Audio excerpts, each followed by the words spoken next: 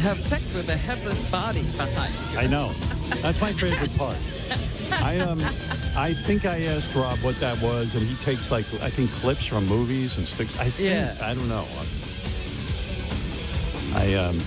Many years ago, I collaborated with Rob Zombie, and whenever a great musical artist collaborates with me, I take them to brand new areas.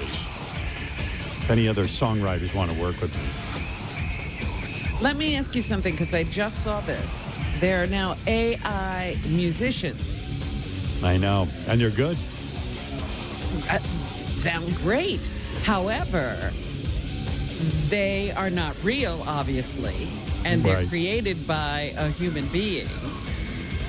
Is that music? Yeah. Is that part of the genre, part of artistic expression, part of everything? Because they're being called the AI artists, but they're really created by something else. It's really like an animation. Yeah, it makes me sad in a way, because I was just talking to our team. We had about 15 people in there, and I was strumming the guitar, and I was playing the Paul McCartney song Blackbird, and then I was playing something else. Eleanor Rigby I was playing, and I was talking about the brilliance of Paul McCartney, like the chords and it's just unbelievable that this guy at a young age came up with this stuff. And now that I can play it a little bit, I sit there and I marvel at it, the way the music feels and the way it sounds. It's just crazy. And, I guess in a way it feels kind of strange to now have AI creating music, because that was such a human thing. And I heard some of the AI music and I was shocked. I was like, you know what? This is pretty fucking good. And it is. It's all done by a computer algorithm that figures out what humans would like and can play a decent song. But I don't know. There's something about, this is what, like, my sweet spot was the 70s, 80s, and 90s, man. Because those 3 decades were just amazing for music. And even the characters who created the music were so interesting. I'm reading, I love reading books by musicians. I just love it. And I'm reading a book. I don't know any of his songs, but I'm reading the book by Kenny Chesney, the country guy. And I just love hearing their story of how they create this music and how they got into it. Because here's a guy, was growing up, hillbilly, mostly into sports, was a football player in high school, did different sports, was really motivated by sports. And I don't know, the book, I like the book, but it's a little vague in that area where I don't understand how he learned his craft. I wish he would have spent some more time on it. Or when that was going on. Yeah. Yeah, like he was so sports oriented, but what was his effort to learn guitar? Because evidently, is he a pretty good guitar player? I don't even know, but I have a feeling he is. And the guy went on to Nashville after, he was in college. He went to Nashville and he started to, write songs. And again, I'm really enjoying the book, because I don't know his music, but it's irrelevant to me. I mean, I'd rather know his music, and I'm going to go back and listen to it. Yeah, you can always do that. Yeah, but I just like hearing the very human story of how a guy creates music and the struggle. He finally, I'm at the part of the book where he finally gets a publishing deal. Like, he's going to write songs for other people, and he's playing in bars every night. And these bars are smoke filled. It was back in the days when you could still smoke in a room. And he would come home stinking of cigarettes, and his roommates would say, "You've got to put your clothes on the porch, man, and get in the shower," because he just, the secondhand smoke. Yeah, he reeked. But the endless hours he put in these, shithole bars, he goes, was invaluable. It's like when the Beatles played Hamburg, Germany, and when you hear about AI musicians and stuff, and the music's fine, but no struggle, no nothing, no struggle, no rejection, no anything. You just sit down and you have the perfect voice, and you got a lyric, and you whatever. But AI can do all of that. You're just pushing buttons. Yeah. I like hearing the story of these people, like James Taylor and all the problems he had. Geddy Lee's memoir was great. My Effin' Life. The one by the guy in Tom Petty and the Heartbreakers, Mike Campbell, the lead guitar player, his was phenomenal, because he went through every inch of his struggle, and nobody gave that guy anything. I mean, he really had to work at the guitar. There's this misconception that there's this kind of magical person who doesn't have to work at it and they can just effortlessly play. It's all bullshit. It's all bullshit. All these guys, yeah, some might be more talented than others in some areas, but the hard work is where it turns me on.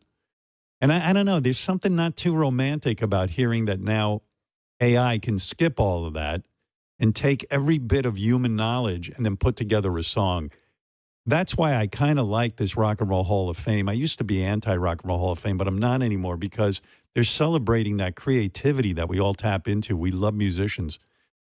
The good thing, though, the good news is that you wouldn't go see an AI musician in concert, obviously, even if they could make some kind of visual representation.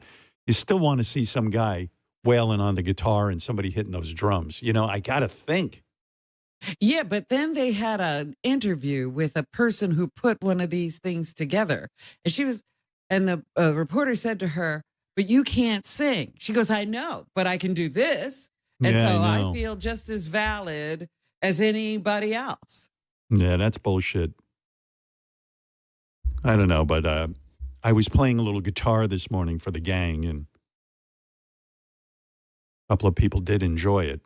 And to me, that was so satisfying to hear people say, "Hey, you sound pretty good on the guitar this morning." Like I had to work to get to that point, Hmm. and it felt pretty good.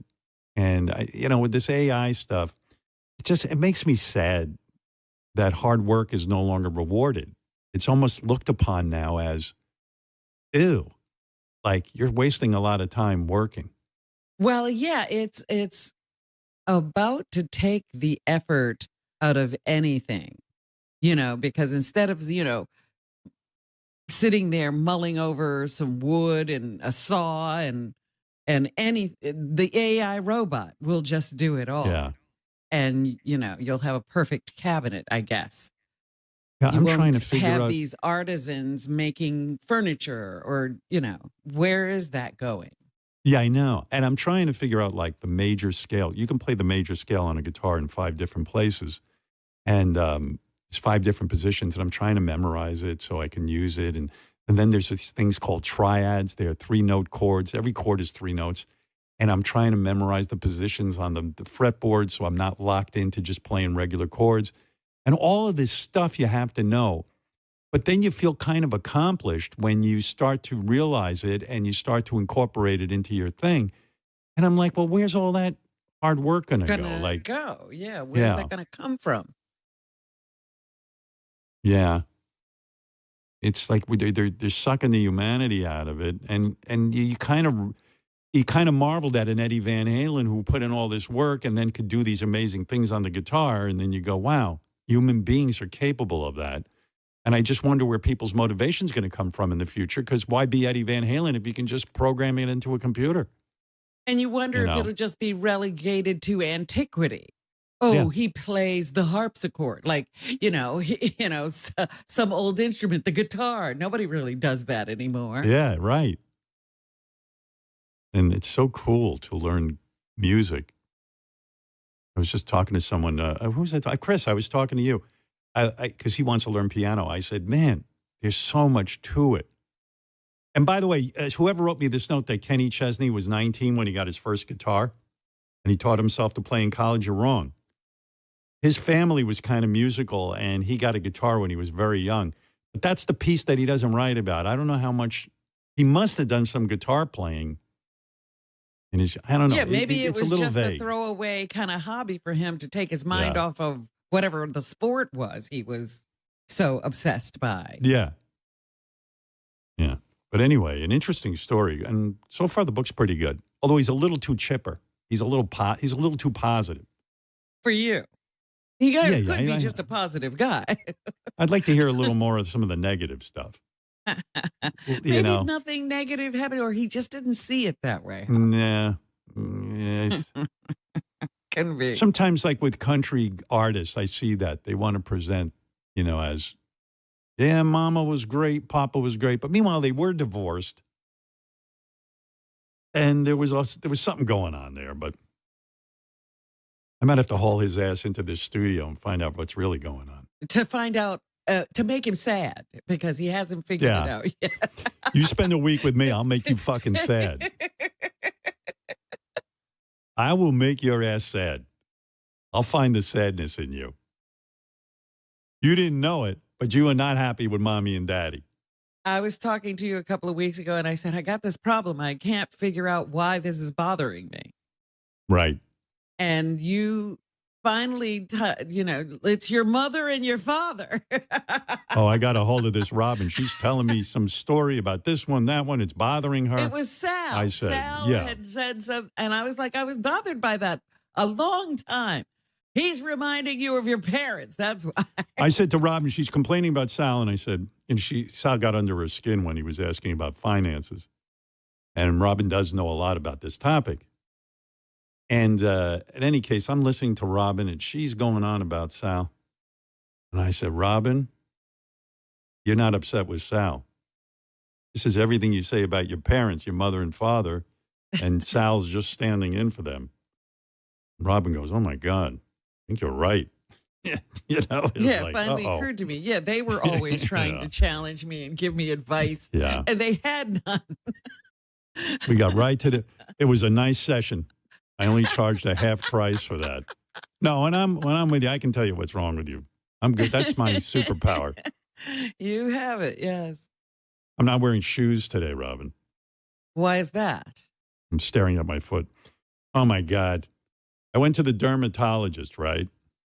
Mm-hmm. When you're younger, you go to a dermatologist. They just look at you and they go, you're fine. There's nothing wrong with you. Go home.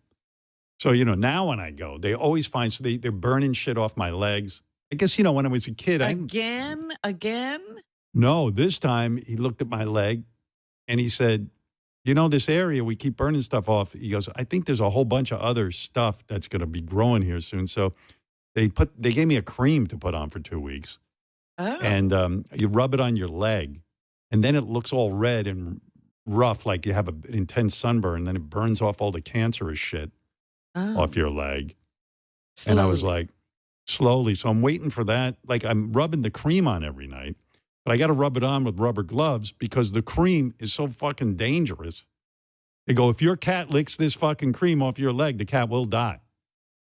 So I'm walking you have around to with, wait till you're isolated from even the cats and everything. yeah. Before you Don't can add. put this on yourself.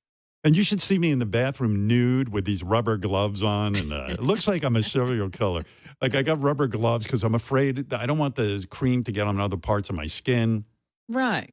And it's like a whole military operation. I go, I better put my underpants on first because when I'm putting my underpants on, if I have the cream on my leg, the underpants will touch We'll the have cream. to go over it, yes. The cream will then get to my balls, spread to my dick. My dick will be burning. Yeah, you have to think about every step you're going to take. Oh, yeah. So that the cream is the last thing. Yeah. Yeah. So the cream is, then I rub it on and then the cream's got to dry. So I go into my office and I start doing work, but I'm like just in my underpants. I can't put any pants on. And I'm afraid Beth's going to walk in and get turned off because seeing me doing work in my underpants is not like, it ain't like, it's pretty shocking. Let's just put it that way. If you saw Dracula sitting there in his underwear, it's just not good. Let's hope there's not a fire or something where you have to abandon the house. Imagine I come running out with rubber gloves in my undies. Don't ask. And then I got to go back this week because they got to rub some on my nose. Oh. And then your nose turns bright red, like Rudolph the Red-Nosed Reindeer. And they run a light over it, and it's a whole fucking thing. And I was like, hey, I don't want to be on camera with it. I said, unless you're going to burn my nose off, which, believe me, that would be good. It's like when you cut off your own tits. I'm like, I want my fucking nose. I could use it. You could shave off a little, and I wouldn't miss any of it. But, yeah, getting older sucks. You're talking about your skin. That's the one thing that's still holding up on me. Good. Do you go to a dermatologist? Sure, I have to get looked over, and they always say, you've got very nice skin. Yeah. Well, here's a sentence you don't hear too often. Robin, you're so lucky you're black because because I swear to you, this white skin is just for the birds. It gets affected by everything. It lets you down in the end. Yeah. It might have been a good shield before, but it'll let you down in the end. You never hear the white man go, "You're so lucky you're black." I don't know, Robin. Life is a mystery. Here's a note. Wolfie's dermatologist gave him the same cream for his face, but he's too afraid to use it. Well, hey, Wolfie. His face. Ooh. Well, I was afraid to put the cream on my nose, so they've got a different cream they put on, and then they zap you with a blue light. And then you don't have to use the cream. Do you know what I'm talking about? They want to do your whole face? No, just spots, but they didn't say that I could come in to have it applied. They're like, here's the cream. Like they want it here, and then they said it's gonna be like irritated for like 3 weeks and bloody and all that. Yeah. I'm like, I don't. When do you have 3 weeks to do something like that? Well, that's the thing. I've been waiting till we have 2 weeks because they tell me that after 2 weeks it won't look so bad. I didn't want to come on camera and look like a monster. I do anyway, but this could be even worse. Don't you want to share with us the struggle? No. I could do it if you want to see it, but I mean, like Howard, do you feel secure enough to put that on? Would you feel secure to put that on by yourself on your face? Like that? No, I do it. I do it by myself on my leg, but on my face, no. That's why the doctor is going. I told you, they have a treatment where they can put it, let's say, on my nose. And then they hit you with this blue light, and then you're done. It'll still turn red and scabby and shit, but you don't have to do the cream for 2 weeks. Okay, yeah, they didn't offer that to me. I didn't get that. Well, you that call choice. them back, Wolfie. You tell them, no, you got to do it for me. They tell them you want the Howard Stern treatment. That's what I should. Meanwhile, you look like you were raised on a sunless planet, like you're from a whole, you know what I mean? Yeah, like you don't you're even so look white. like you see the sun. Yeah, but it probably happened to you when you were young. Oh, probably. Yeah. Do you think my mom was putting sunscreen on me? Like I remember getting burned so badly that I would just have like welts all over my body and had to like lay in a bathtub with cold water. It was like awful. I remember some pretty bad sunburns, and now I'm paying for it because I wanted to look hot. And we used to think sunburns were funny. Oh man, I remember I was really not scoring well in college, and I don't mean my grades. I mean with the ladies. And I came up with a plan. After the summer was over, I went with this guy I knew in Rockville Center. We decided to go to the beach and get tan. And I'm like, that's going to do it. I had really long hair. I was going to cut my hair off. I figured the long hair, I think, is turning the ladies off. You know, they're like, well, who is this guy? What does he think he is? He's in the Beatles or something? You know, he's a douche. I got myself a nice haircut, bought a fancy pair of pants and shirt, and I went over to Jones Beach with this guy, and we just laid in the sun, you know. With nothing on. You didn't put any... No, I was desperate to get laid. So I go, with the tan, I'll be handsome. You know, with that dark skin and my blue eyes. It's going to be fucking awesome. Well, obviously, the sun doesn't come with directions, and I remember I got on a plane to go to Boston. They used to have the shuttle with the student discount. It was $25 to fly to Boston. It's cheaper than taking your car. Can you believe this? $25 because you got the student discount if you were a student. And it was a shuttle. So if there was a seat on the shuttle, you went, $25. All the businessmen started complaining. How come these kids get a discount and we don't? They took away the student discount. And these assholes had kids. So now their kids had to pay full price because they complained, the stupid there fucks. are very few shuttles anymore, and they certainly aren't cheap. Hell no. So anyway, I get on the shuttle. I'm wearing this Huckapoo shirt with my new tight pants. I was a color of like beet red, like a tomato. And I remember the stewardess looking at me, flight attendant. And you could see the look on her face, like, look at this freak. 6'5", looks like a fucking tomato. No, someone lit a match and burnt them up. And I went, oh my God, my great plan to be hot has turned into a nightmare. I'm the opposite of hot. I'm cold. Ice cold. Didn't somebody tell you that, once all that dead skin falls off, you're going to be brown. All I know is I was no pussy magnet. That's for sure. Went back to BU, sat in my dorm, and basically sat there alone. When the sunburn faded, you weren't brown, right? No, I was back to being Howard Stern again. Did you ever get blisters, Howard, from the sun, like bad I'm sure blisters? I did. I'm sure I did. I had one time. It was the size. It was on my arm. It was the size of like a Ziploc bag, just filled with water. And I remember someone slapped it, and the whole thing exploded and like soaked my shirt with like yellow. It was horrible. You better go to the dermatologist every 3 months if you were doing that. No, I do. Yeah. Every time I go now, they find something on me. I know. I'm just like, you and this is Ronnie, fucked. and Ronnie too. And Ronnie's, Ronnie, I was always told that I had olive skin. My mother always told me that, so I'd be okay. Ronnie's like a ghost. But it was all that tanning. And, when I was a kid, not tanning even, like just getting burnt up when I'd go to the beach. Nobody put any lotion on me. But shit, I'd get so red. I look like a witch fucked the Kool-Aid guy. That's what I looked like.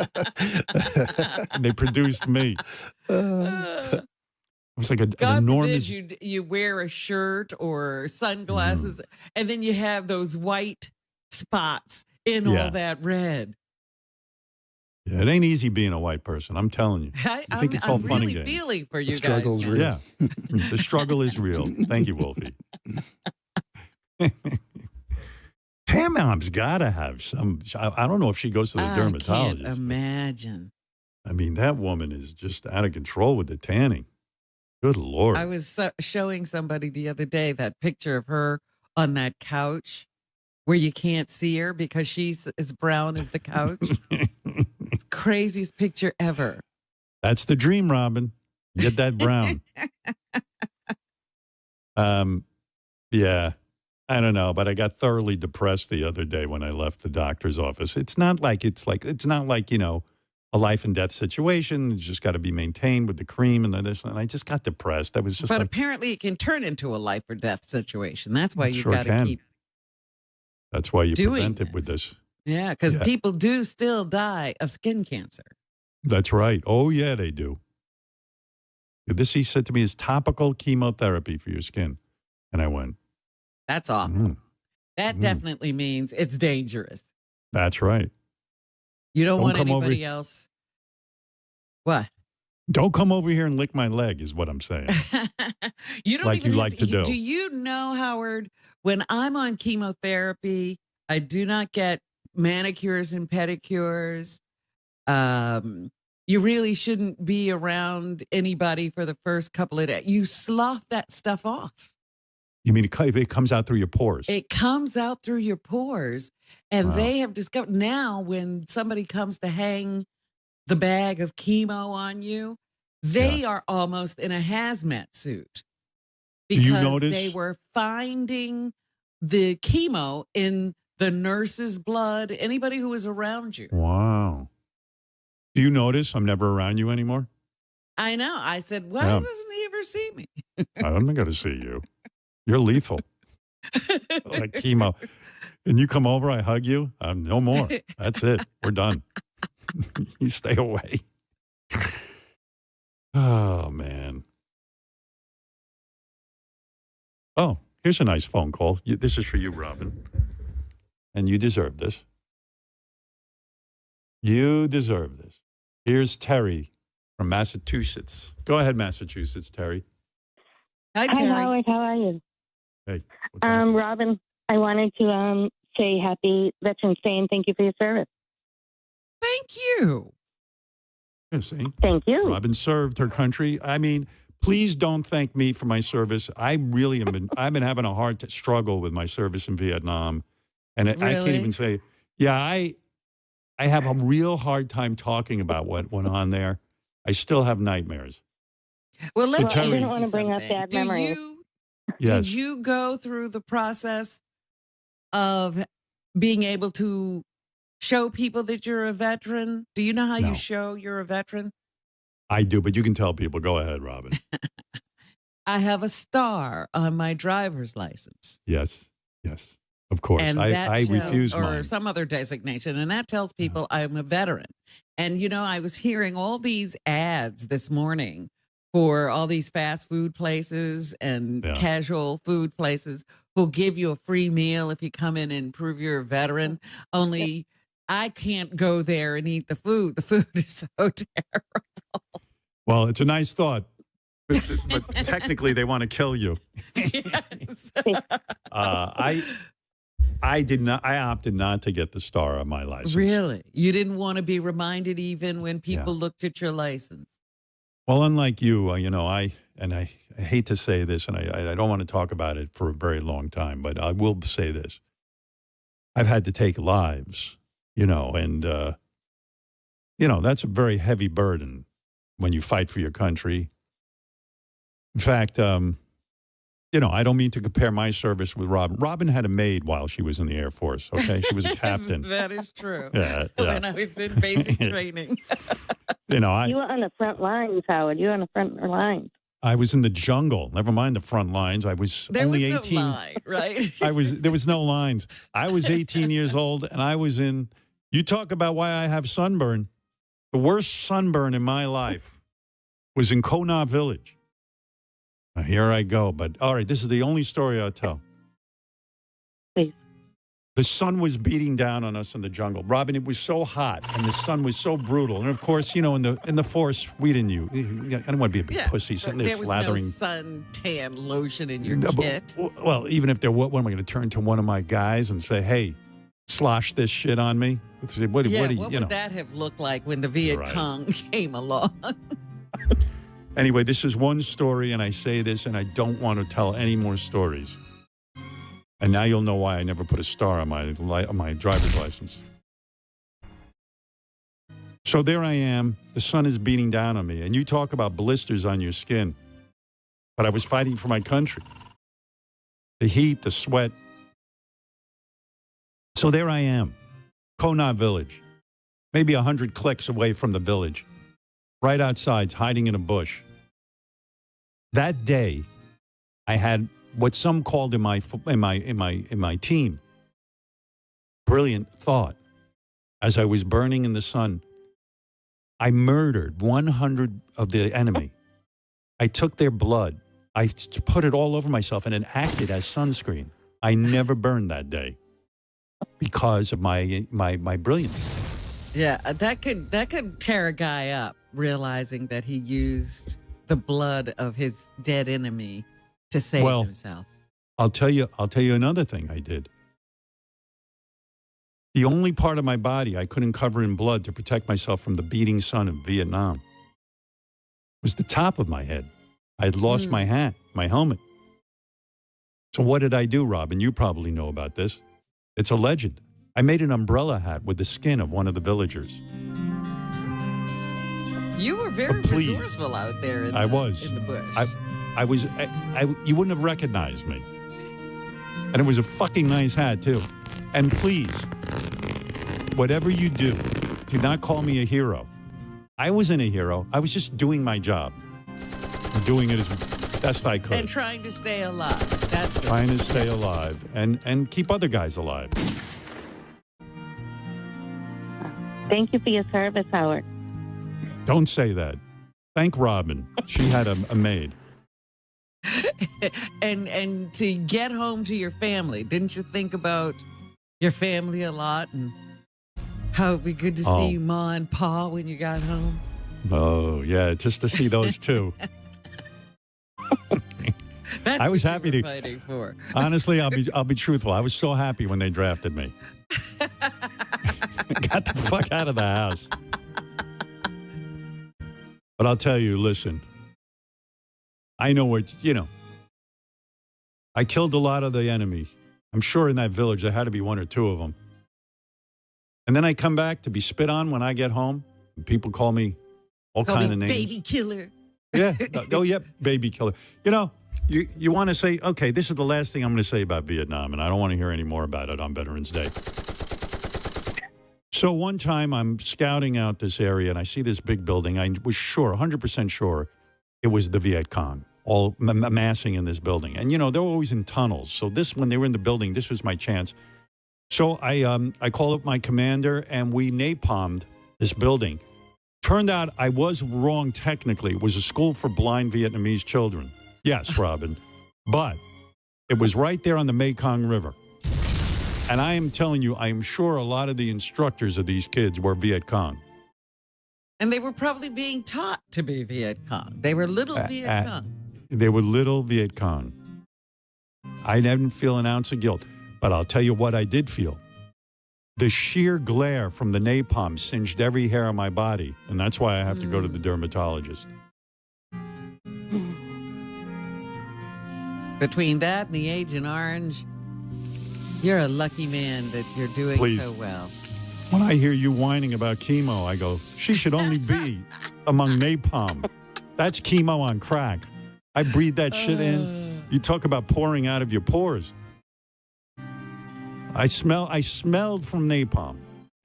There wasn't a day that went by I didn't reek from napalm, Robin. Even the other soldiers said, boy, you love napalm. You stink to high heaven. But it wasn't all horrible. I don't want to give that impression. I'll tell you a light story, a funny story.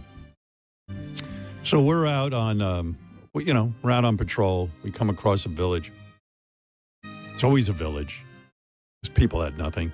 They weren't in cities. They were in villages. Yeah, I still can't believe we lost that war. I mean, they had nothing, but yet they beat the shit out of us. But that's neither here nor there. So here's the fun part. Our commanding officer, who was a great guy, Officer Joe Bolton, I'll never forget him. And please, Robin. Oh, dear. He's no longer with us. I thought I knew a guy named Joe Bolton. Officer Joe Bolton was his name. Anyway, our commanding officer, Joe Bolton, what a great guy. It brings tears to my eyes. But anyway, this one day we're there. We're going to take out this village, but he falls asleep in the sun. Well, I had a great idea. Listen to this. I went into this little village. I shot one or two guys, got their blood, and I drew a cock on this commanding officer's back in the blood of our enemy. And he got a penis-shaped tan line, which was the guys loved it. And everyone was like, hey, isn't that Officer Joe Bolton? The guy with the penis tattoo? You know, they didn't know what it was. But there was a big tattoo on there. Of a penis. You had to do something to keep your spirits up. The guys loved it. And it was a morale booster. Everyone thought I was a Joe Bolton, when he found out what you did? Joe, yeah. What? What did he do? Oh. Did he? Oh, no, this guy he had a good sense of humor. He said, you know what?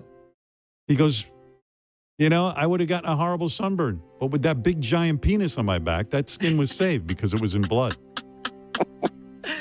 And then later on, he went on to play the Three Stooges in the afternoon for the kids. Well, what's funny is, and this is funny, it was such a good joke that even the children that I spared in the village, they had a good laugh. They saw the penis on his back. They loved it too. Brought everybody the survivors. Together. Yes. But, and by the way, for the record, and I'll never talk about my experience again, because it's too painful, and that's why I don't have a star on my license.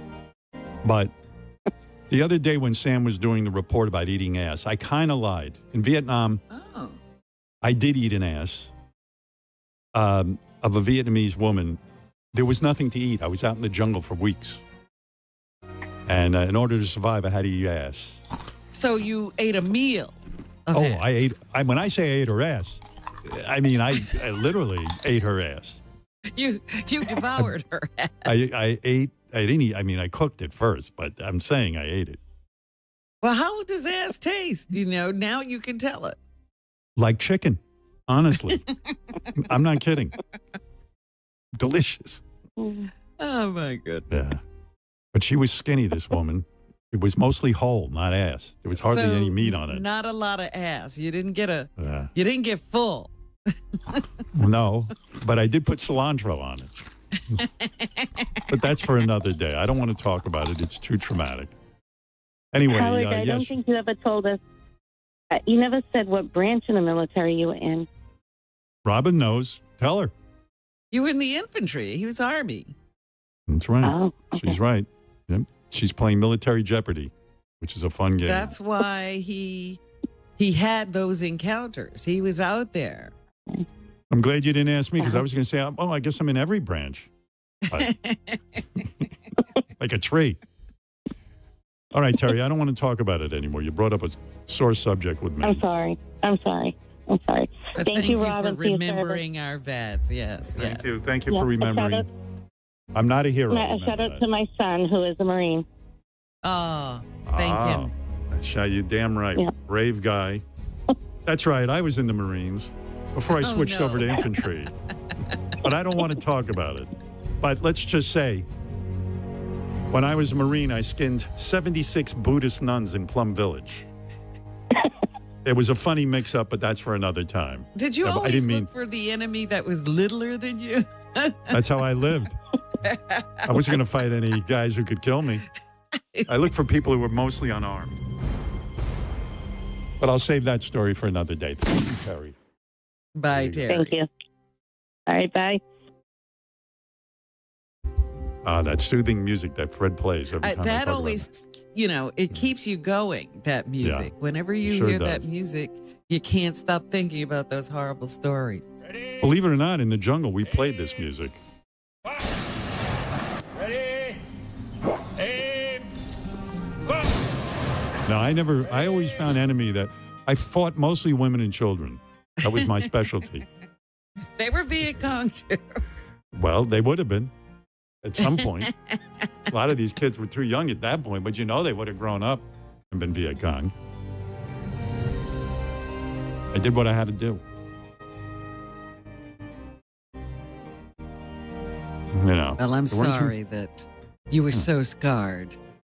But I by can't get war. a star on my driver's license. You don't want to think about it, even when No. you take out your driver's license. No, I don't. You can think about it. See if we can get a fake star on my license. I think that would help get me out of some tickets.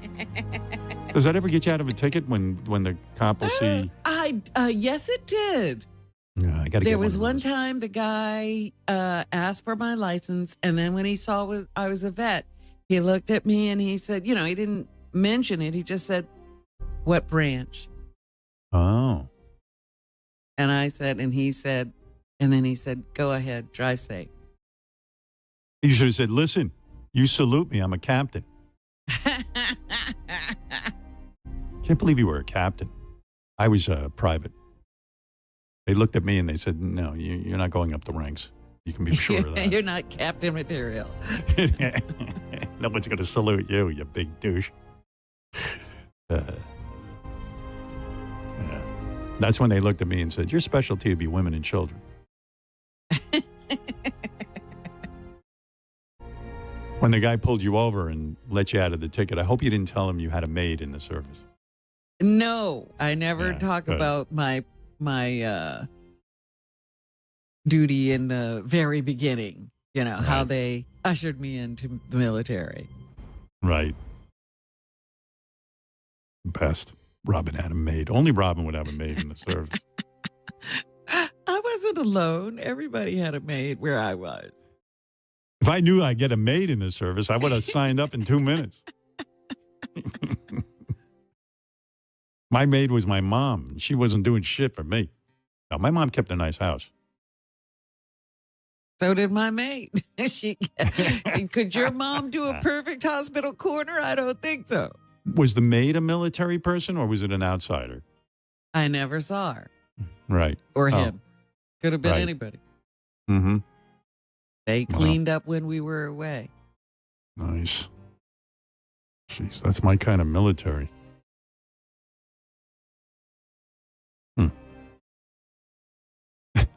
Still playing the music, my Vietnam music. What is that music, Fred? I love it. That is from, it's either Rambo 1, 2, or 3. It's called the Rambo theme, written by Okay. Brian Tyler. And it's Well, not like AI. Rambo, he didn't serve and neither did I. Big cowards. We talk a good game, though. Yeah, if I remember your book or wherever you said, I don't know where you said it, but you said, no, never mind.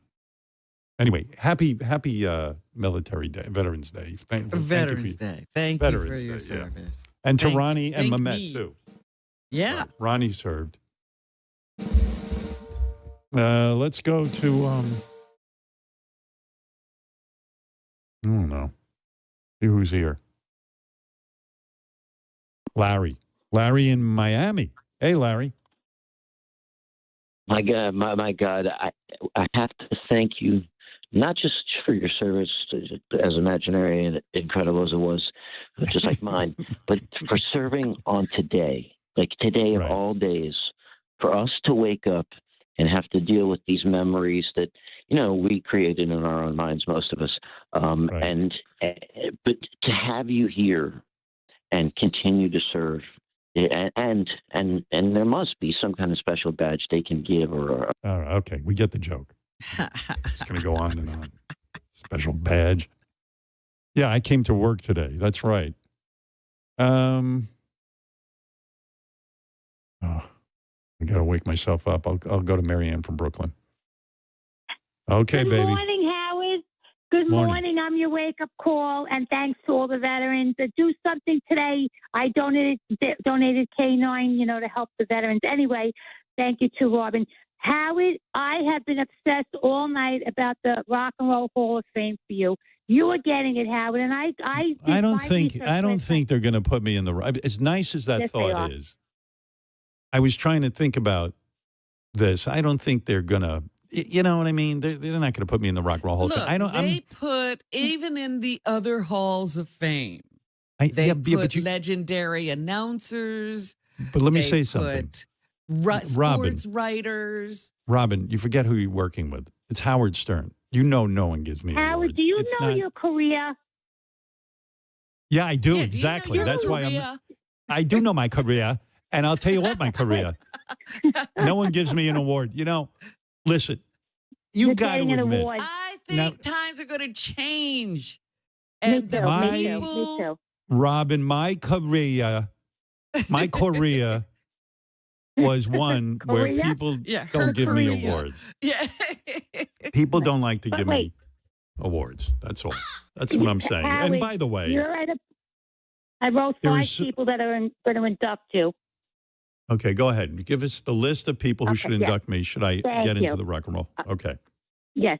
It's going to be Lady Gaga, Rob Zombie, Billy Joel, Paul Simon, and Paul McCartney. And I have a reason behind each and every one of them. And I believe, Howard, nice list. That's what if we had great all list, 5? Howard. That's what I was thinking. Howard, that's what I said. They could all do a line each. I had to hang up. When she gets into that high register.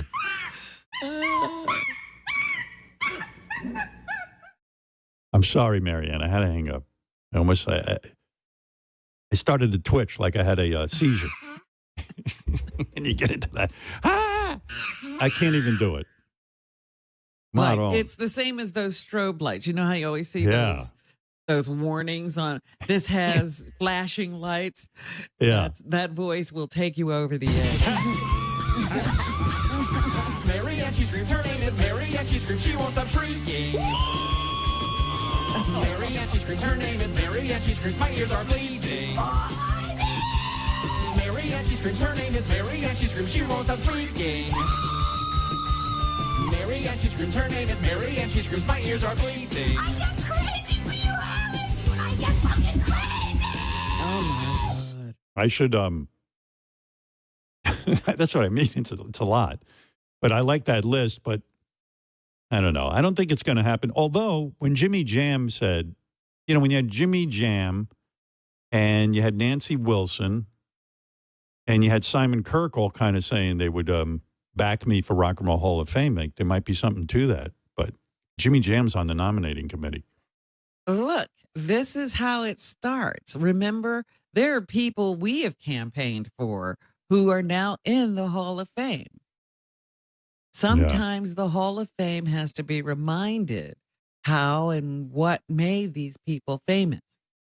I think if Jan Wenner was still at the Rock and Roll Hall of Fame, he was a big fan of mine. He put me in Rolling Stone magazine like 3 or 4 times on the cover. I don't even know how many covers I was on. I think 3 at least. Yeah. And yeah, I'm telling you, that was like the biggest thing in my career.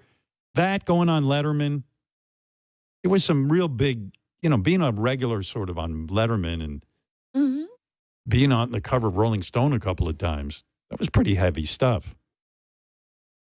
And Jan Wenner is a big fan, so I think if he was still in charge over there. I don't know about the new regime, though. Well, Tom Morello likes me. He's on the nominating committee. Tom Morello's on the board. Yeah, but I don't know if he thinks I should be. And we can start nominating more people for that board. We can? Like, how do we do off that? the ones who don't want this. Yeah.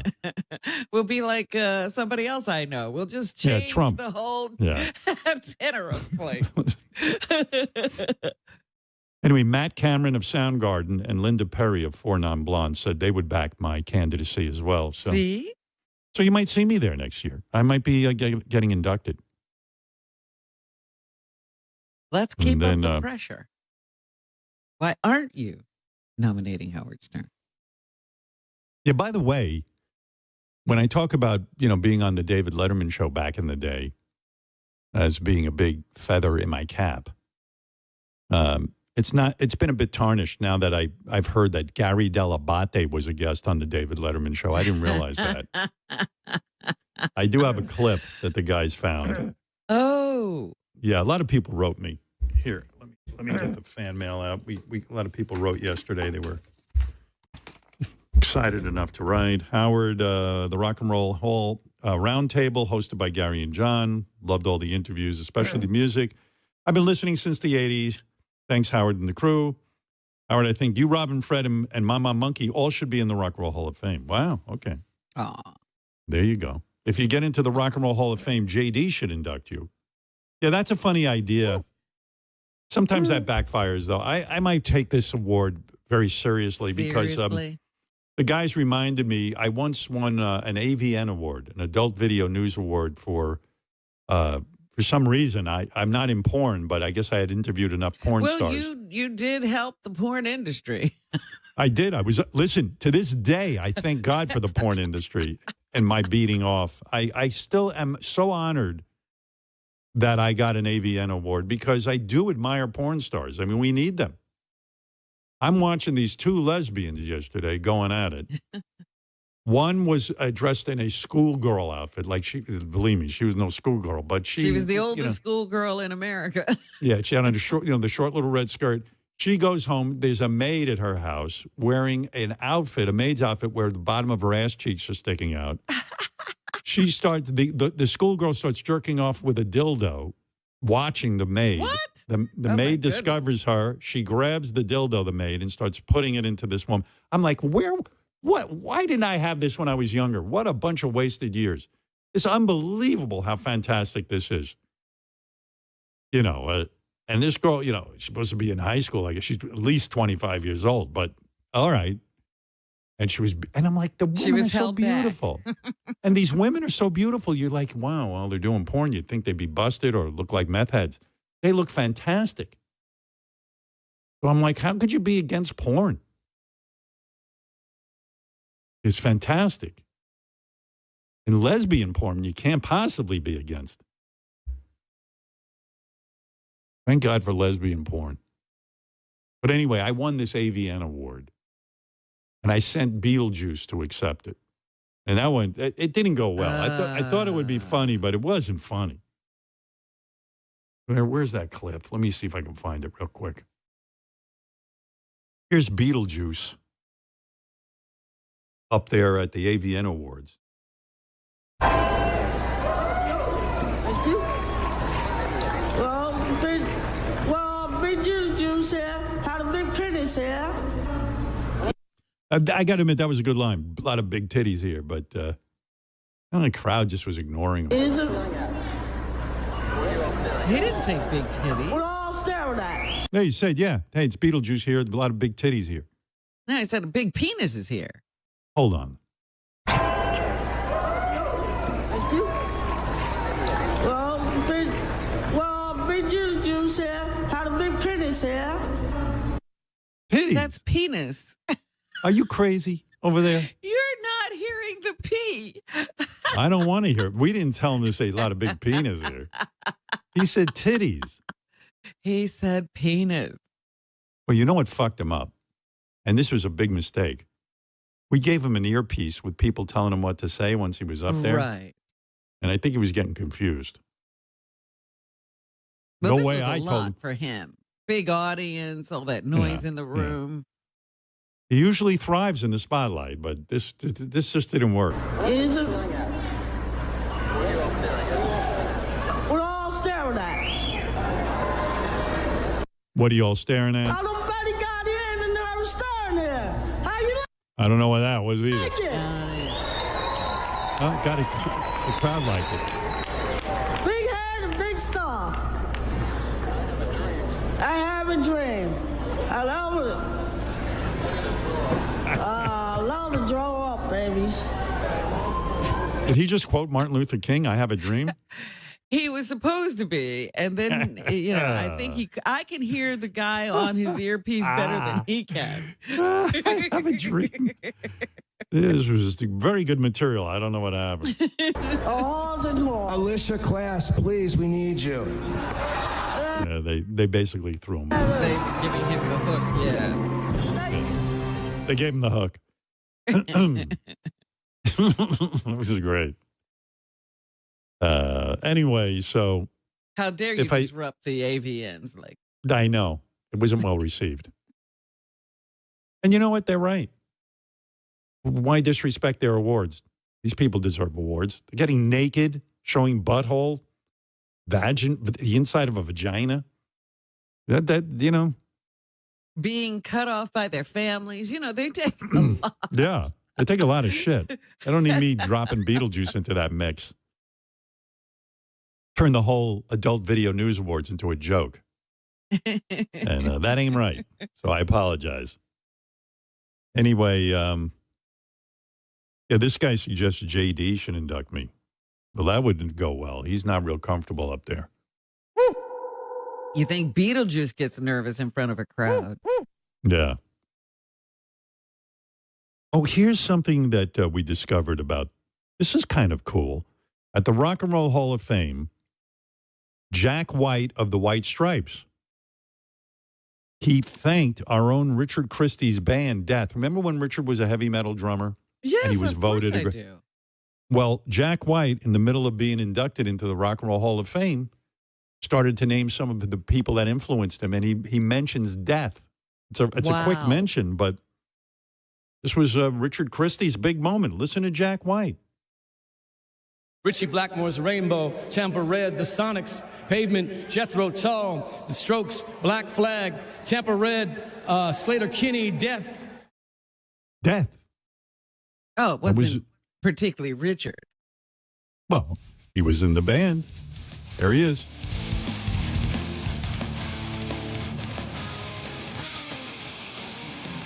I mean, Richard's a great drummer. I don't believe he can make a living doing this.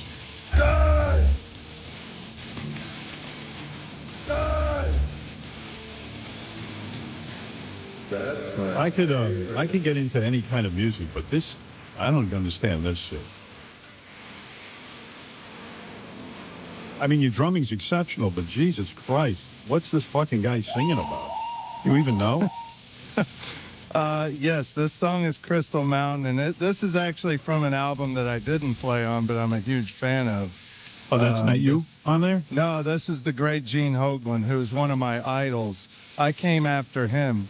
But this song is actually about his neighbor was an old lady who used to complain about the noise, and he called her house Crystal Mountain. And how do you know that? I mean, I don't believe that for a minute. I don't think he knows what he's singing about. I was in a band with Chuck, who wrote the lyrics and who's singing this. There's actually a book about him coming out this Friday. Like, he's a legend. How do you feel about Jack White thanking your band? I mean, it's pretty awesome. I mean, Death, a lot of people say Death should be in the Rock and Roll Hall of Fame. Like, Chuck pretty much, along with a band called Possessed, created the genre of death metal. So I think Death deserves to be in there. I played on their final album, but they've been around since the mid-'80s. So They were like a big band. They were my favorite All right, band. I heard enough from you. Thank you. Okay. It Thank may you. not have been a shout out to Richard because he might have listened to the earlier albums, not the last one. No, Richard deserves his moment in the sun. Do you think they'll invite him if they're inducted into the Rock and Roll Hall of Fame? Will Richard be on stage? I mean, Rich will be on stage with 10 guys, like 9 of them are the drummer. I'll be wearing my diaper. Yeah, Richard is a very, very excellent drummer, and thank you. You know, well, I mean, not that I'm questioning his drumming chops. Right. Okay. What are you questioning? I was questioning whether he was the influential in the influential band of death that Jack White listened to. Are you comparing Richard to, let's say, whoever's in the Rolling Stones now that replaced Charlie Watts? Yes. Oh, I see. Well, listen, Rob. The Rolling Stones get inducted, and then Richard's standing there with a goofy smile, and they go, "That's not Charlie Watts. That ain't Charlie Watts. That guy just joined." Well, Robin, the album I played on came out 27 years ago, so that's long enough to be influential. There's a lot of drummers Listen, that like Richard, cover my stuff on YouTube. It's pretty neat. I've got a better shot of getting into the Rock and Roll Hall of Fame than you do. So, oh, you sit definitely tight. do, and I think you will, Howard. I don't. People like I really Eddie, don't. Eddie Trunk has even said you should go in. Yeah, Eddie Trunk said so. Yeah, yeah. Who is that again? Who Remind me. Who He's your listens to Eddie coworker. Trunk? Yeah. I listen every day to Eddie Trunk. I'm a big fan. I know who he is. He's terrific. Yeah. All right. Thank you. Thank you, Howard. By the way, what the fuck am I still doing here? Oh, this is you? Yes. Wow. That's my That was pretty good. Thank you. Scavenger of human sorrow. It is great drumming. I do hail you. Thank you, Howard. That ain't easy to do. Well, it took a lot of not getting laid and living in a storage unit to be able to do that. Yeah, but look at the payoff. Now you're working here. You don't even have a set of drums. All right, thank you. I do. I still play. You do? Okay, good. Go play. Thank you. Go play now. You got to love Richard. Richard is a legend. I got to play a thing later in the show. He's become a legend at Tradio, too. There's some disc jockey there at Tradio started crying when he heard Richard was on the phone. He goes, "This is the greatest honor of my life." He goes, I've been listening. I got to play this for you. It's the greatest thing ever. Here's the guy. Listen to this guy. The guy realizes it's Richard, and I think he was crying. He was so excited that Richard called Tradio. Of course, we couldn't use this as a phony phone call because the guy just wouldn't, Richard keeps going, "I'm not Richard Christie." But anyway, here you go. Good morning, Rusty. Welcome to the show. Hi, thanks for having me. And yeah, you just had mentioned the Bud Light controversy. Do you know what an absolute honor this is? I have officially arrived. Don't cuss. I'm sorry I'm ruining your bit, but know who you are, and I consider it a great honor that we made the list. Well, I'm just Rusty in Newport. I don't know who you think. I know, but how you did it beautifully. I am honored. You were one of my heroes. I actually told Jake, my producer, a story about you and how you got into radio. Here's a little shout out to you with peace and love. Peace and love. Well, thank you. Peace and love back at you. All right. See you later, buddy. All right. Take care. Bye. Bye. We just made radio history. We are on the radar screen of the king of all media, Howard Stern. That was awesome. Wow. That guy really digs you. We shut you down. Oh, he did. That's the way to do. That's the way to get rid of us. I mean, we'll run for the hills if you start complimenting us. I had nowhere to go. I was like, okay, I guess I'm not pranking this guy. I don't know who you're talking about. Who's Richard Christie? I don't know him. It's Rusty. funny. That's edited way down. I think I ended up talking to the guy for a long time. We had a great conversation. Oh, my God. Like he interviewed you. He wanted to know about your phony phone call career. Yeah, super nice guy. Yeah. By the way, that's happened before. There is a history of Richard being recognized. Yeah. Is that right? Yeah. It all didn't go as well as that, but. It's Tradio. Good morning.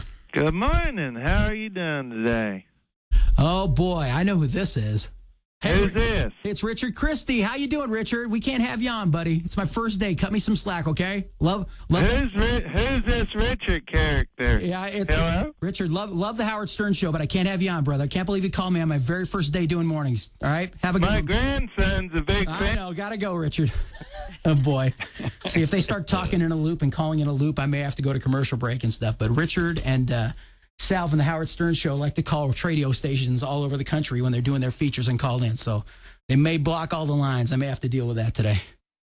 Lest anybody think our idiotic jobs are easy, this is the kind of difficulties, the landmines that we encounter as radio performers. Look at what people are doing to keep Richard and Sal away.